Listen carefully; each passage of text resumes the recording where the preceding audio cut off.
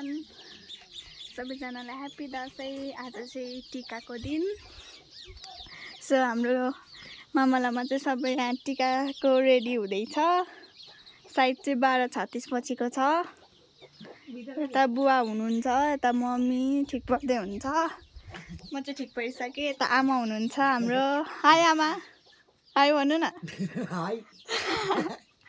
यता छ हाम्रो भाइ। सो यता छ हाम्रो रेडी पार्नु भएको छ टिकाहरू। राम्रो छ यता। सो त्यही हो, म चाहिँ रेडी भइसकेँ। अब कपाल गर्नु मात्रै बाँकी छ। सबैजनाले राम्रोसँग दसैँ मनाउनु होला। तर राम्रो फुलहरू छ। ए ला उसलाई भनि नछु, उसलाई तर भन्न चाहिँ भनेको। हाई भन्दै उसले। हाई। त्यही हो, एकछिनमा चाहिँ भेट्छु।